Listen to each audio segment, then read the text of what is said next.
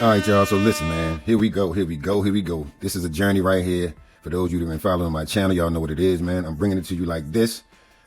Cam Ward and Shedeur Sanders had a duel over the weekend where it was a lot of speculation on what will go down with this, and this was an anticipated matchup because Cam Ward went first, and everybody in the world pretty much knew that Shedeur Sanders should have been the #1 draft pick, first pick overall, at least top 5. So these guys had a duel. And like I said, it was a highly anticipated match. And as you can see, Shedeur Sanders completely outplayed Cam Ward. And let's go ahead and talk about it. Shedeur Sanders completely outplayed Cam Ward. As you can see the stats right there. 14 of 26, 127 yards for Cam, and 22 out of, what is that? 27 out of 42 for Shedeur Sanders for 365 yards. Four touchdowns in total, 1 interception. So this dude was responsible for a lot of points. And we know that Kevin Stefanski most definitely sabotaged this outing by Shedeur Sanders. This game was a winnable game. And because of a stone-headed decision that Kevin Stefanski made. Shedeur had himself an historic night. And by the way, when you say historic, it really was historic. It was so, y'all was talking about legendary. How about this legendary work? The first rookie quarterback to throw for 300 plus yards this season. It wasn't your first round pick. It True. wasn't your second round picks. True. It wasn't the third round picks. Yeah, it was Shedeur. So now we look, the wristwatch celebration is finally starting to be accepted just a little bit. You know, he played the game to where as though he could do something like this, and it's not as scrutinized as it normally is. But look at the work. Look at the work. This man dropping dimes. Dimes. Now let's take a little look, you know, just at his highlight reel for the day. 5th round draft pick, y'all. I want y'all to say that every time you see this. 5th round draft pick.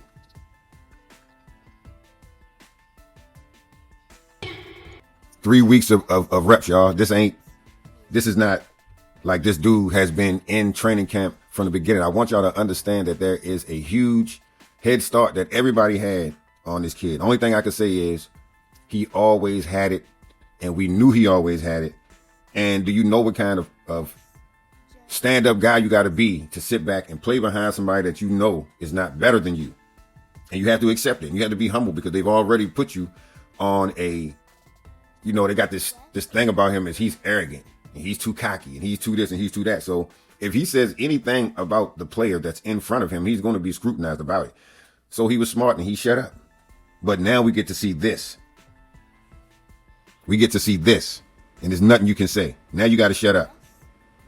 Look at this. Dropping dimes.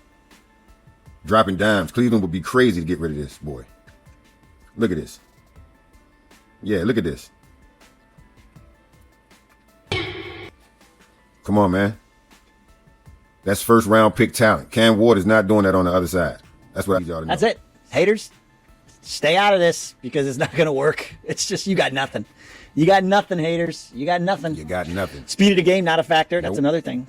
Like, he just handled it all. And we talked about it yesterday. The poise he showed on that pass to Fan and in the end zone. And then the other two, when he were the one to Bond, the extend the play, they were coming after him. Correct. They missed it. He had guys coming after him. Looked like a vet. Looked like a vet. Needed his flowers, man. Stefanski needed to give him his flowers. The other thing, bigger takeaway, we don't need a ton of offense to win games with this defense. We just need offense, right, which we haven't had with Dillon Gabriel. Which we haven't had with Dillon Gabriel. Now, this guy knows what the hell he's talking about. I've been following him for a while, and he gets it right. He's always got it right because he's looking at it with the right scope. A lot of people out here don't want to look at it with the right scope. They need a crooked scope. They need an advantage. They need for him to be not getting reps where he's playing at and then jump into the game and have an immaculate game. And if he doesn't do that, then guess what? He's not a superstar. See, people take the stance of, well, he's a 5th rounder. And then when he gets in the game with no direction and no preparation, people say, well, I thought that he was a 1st round pick. So who cares if he didn't have any reps? If he was really a 1st round pick, he would, see, that's moving the goalpost right there. If he was really a 1st round pick, it wouldn't matter if he got reps or not. But we seeing the people that got reps not looking as good as he did with 3 weeks of reps. So Everybody need to sit down and take a seat, Indian style. You know what I'm saying? Sit down like a kid, because in this conversation, you're a kid, because you're not being honest with what's really going on.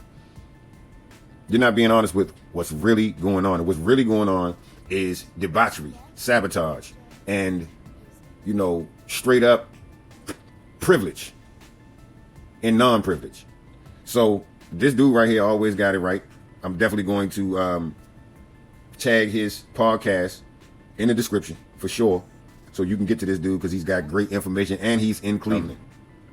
Yeah, check my description because it's going to be there. The opportunities we have passed when playing him ahead of Shedeur, and when everybody knew it. And this is why Barry has every right to go to Haslam and say, listen, this guy has no clue. And so we need to eliminate the clueless. Let me run that back. The time they spent messing with Dylan Gabriel is what he's saying.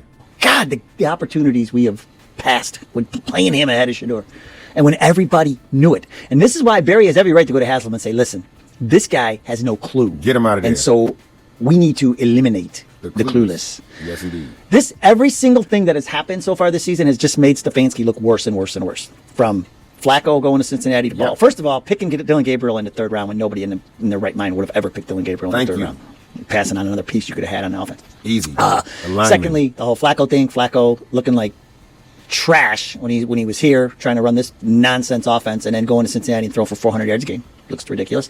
And now Shedeur, in just 6 quarters, has not only, I mean, he has done more for the offense in just 6 quarters than Dylan Gabriel did. And that's it. That's it. Look how these boys chop it up. I love this. And see, this is where, you know, for me and a lot of people, it ain't no diss to Cam Ward, because Cam Ward ain't no different than Dylan Gabriel in this situation. He's a lot more talented, and he is a first-round talent. But he was thrown into something that really didn't have anything to do with him, but he was used to be the person that they were going to choose in spite of Shedeur Sanders. You see what I'm saying? That's where Cam Ward falls at in this place. These guys are friends. You know, they had a lot of trash talk and competitive workouts over the summer. But as you can see, that friendship hasn't gone anywhere. And it speaks to the character of Shedeur Sanders, because he definitely outplayed him, without a doubt. 365 yards, 23 completions out of 42 attempts. Man, come on, man. That dude outplayed Cam. 4 touchdowns, you know, 1 running, 3 throwing, and 1 interception. So that comes with the territory. And what I see is a very bright future. But look how these dudes chop it up. And they somewhat congratulate each other for both Cam getting his second win. And this is why this is an awesome moment right here. Because Cam getting his second win and Shedeur balled out. So it's a win-win situation. They changing up jerseys. That's love right there.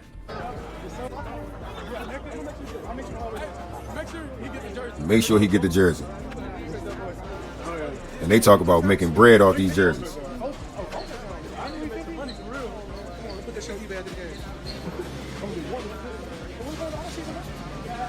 I like how Cam try to act like he don't know what Shedeur stats are. Shout out to you, Cam.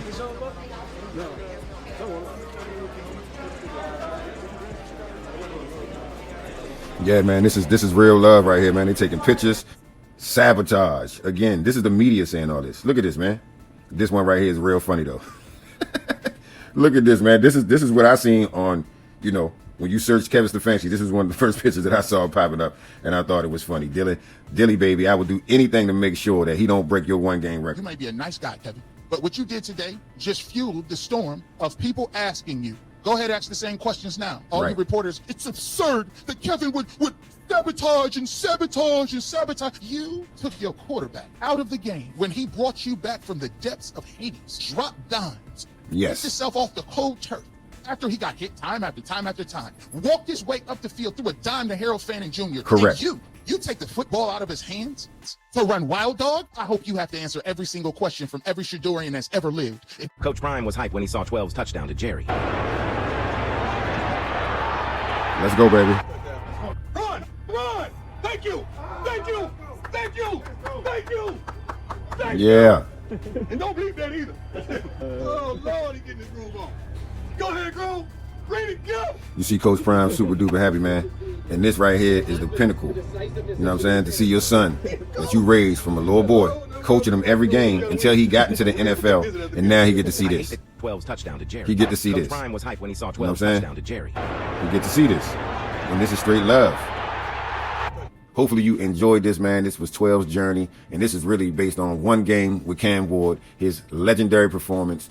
First rookie to ever throw for 365 yards since 1960. And you're going to leave this boy on the bench, man. You must be out of your mind. You understand me? This is what I'm talking about. It ain't no time for you to sit around and hold back this kid right here, who is a phenomenal talent, who should have went #1 in the draft. And I'm just glad that Shedeur Sanders was vindicated in his performance today. And all of the haters got to shut up, and they got to sit back and watch this boy work. Yeah, I know they're going to say whatever they're going to say, whoever he played against. But it's a lot of rookies out here that's not looking this good, not 365 yards good. You know, you want to talk about Jackson Dart. You want to talk about Drake May and Bo Nix. I don't see none of them with the proper preparation in a real training camp, folks. They not seeing this boy. They're not seeing Shedeur Sanders. The cap has been popped. The cap has been flipped. You know what I'm saying? And we understand. And Ben knew that Shedeur Sanders is the real deal. So we know that it's going to be some big contracts coming up. There's going to be a lot of things happening for Shedeur Sanders. Now, like I said, we're going to go ahead and wrap this video up. And if you've seen anything that enlightened you or sparked your interest, or you just liked the video, go ahead and hit that like. And also subscribe to the channel, man, for more videos just like this. I'll holla at y'all.